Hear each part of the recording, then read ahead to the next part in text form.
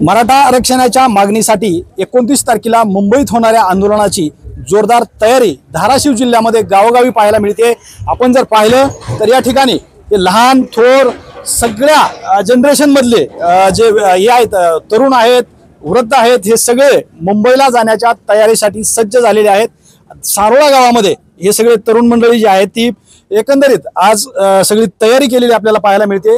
तुम्ही मुंबईला निघणार आहेत का? मुंबईला आम्ही उद्याच्याला संध्याकाळी इथून आंतरवली सराटीसाठी निघणार आणि तिथून आम्ही 29 ऑगस्टसाठी मुंबईला रवाना होणार।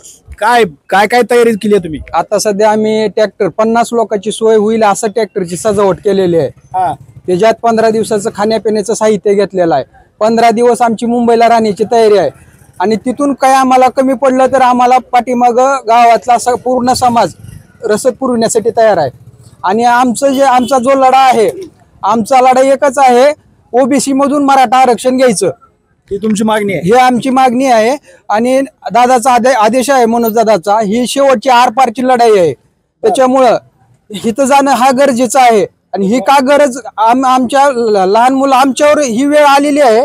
आरक्षणामुळे आमचं काय नुकसान होतंय ते आज आमच्या बाबतीत जे झालंय ती उद्या आमच्या पिढीला पुढल्या होऊ नये म्हणून आम्हाला आज दादाचा आदेश म्हणजे हे करावंच लागणार आहे। तुम्ही निघताय? हो, आम्ही तुम्ही जाणार का? जाणार। काय काय तयारी? समजी तयारी आहे। बर, काय करता तुम्ही? शेती करतो। शेती करतो। तुम्ही जाणार ना आता आंतरवलीला उद्या? होय, जाणार आहे। तुम्ही? मी पण जाणार आहे। उद्या संध्याकाळी निघणार आम्ही आंतरवालीला, तिथून मुंबईच्या दिशेने वाटचाल राहील आमची। मनोज दादा जसे आदेश येतील त्या हिशोबाने आम्ही चालणार आणि 15 दिवसाची सोय आमची पूर्ण झालेली आहे। आणि आमचे मराठा बांधव मुंबईतले पण काय आहेत, गावातले पण आहेत, आम्हाला कमी पडू देणार नाहीत, आम्हाला त्यांची गॅरंटी आहे। त्यामुळे आम्ही आता आरक्षण घेऊनच माघारी येणार। तू जाणार का भैया? हो, जाणार। काय काय करतो? काय तू शेतीच करतो। शेती करतो? शाळेत जात नाही का? नाही, कॉलेज नाही जात। कधी झेंडा घेऊन लगेच कधी तयारीचे मागे सगळे? उद्या संध्याकाळी निघायचं ना? हो। काय काय मागणी आहे? अरे, आरक्षण मिळावं म्हणून। आरक्षण मिळायला पाहिजे? हो। आरक्षण कशासाठी पाहिजे? नोकरी, शिक्षण ह्याच्यासाठी। नोकरी आणि शिक्षणासाठी हो। तू तयार आहेस? हो। एकंदरीत बघा, लहान थोर सुद्धा सगळे आहेत या ठिकाणी।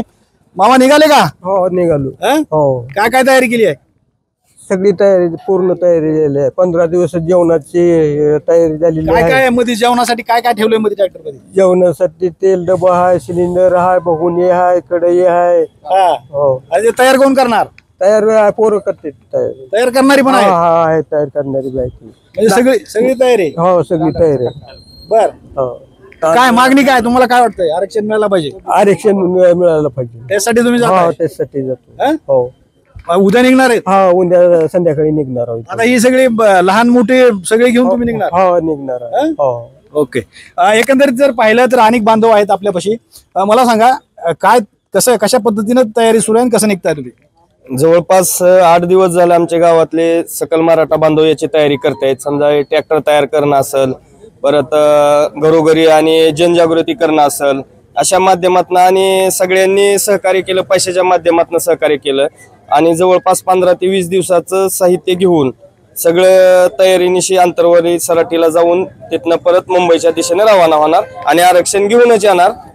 आता पाऊस उघडलाय, शेतीमध्ये काम आहेत, हे सगळे सोडून तुम्ही निघालाय? हो, काम वगैरे सगळे पाठीमागं सोडून एकच मिशन, फक्त आरक्षण एवढाच उद्देश मनात ठेवून निघालेलो आहोत।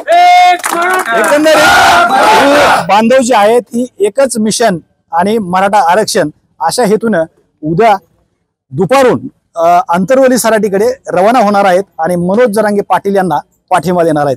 श्रीराम क्षीरसागर, TV9 मराठी, धाराशिव।